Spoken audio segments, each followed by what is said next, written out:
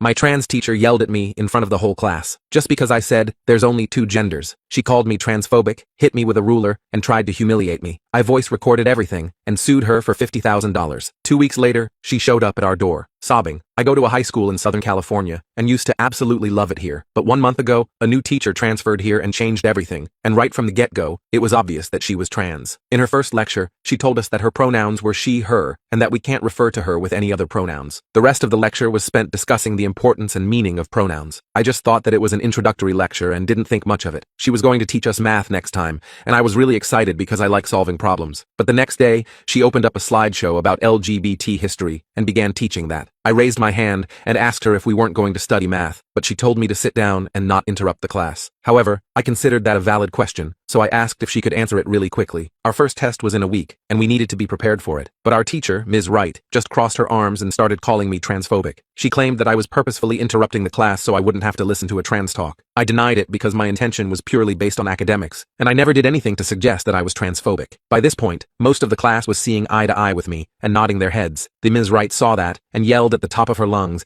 demanding that we all sit down and just listen. Her voice was so loud that I sat out of sheer fear and didn't say a single word for the rest of the lesson. Little did I know, Ms. Wright had no intentions of shifting from the LGBTQ curriculum. The next day, she pulled up more slides, this time explaining what genders were and how many were there. After 10 minutes, she said that genders are pretty much irrelevant and that we should pay attention to identity instead. I let out an involuntary laugh, but she heard it and told me to stand up. She asked if I was being transphobic again, and I had to hold back a sigh. I was really reaching the limit of my nerves and ended up saying, "Oh, come on, 2 genders are just about enough. Now can we please get on to studying for our tests?" Ms. Wright completely lost it once I said that. She murmured a curse under her breath and told me to come stand next to her. She started yelling right in my face, telling me that my views were extremely narrow-minded and offensive to everyone. I tried to argue, but she would just speak over my words and didn't let me get a single sentence in. Then, she did something unfathomable. She grabbed her ruler and hit my arm with it. I freaked out and said, "This isn't kindergarten where you can do whatever you want. You can't just hit me like that." She laughed and said, "Yes, I can," and was about to hit me again, but I dodged it. Thankfully, the bell rang, and she just ran out the door while calling me transphobic again. Little did she know, I actually had a plan this time. You see,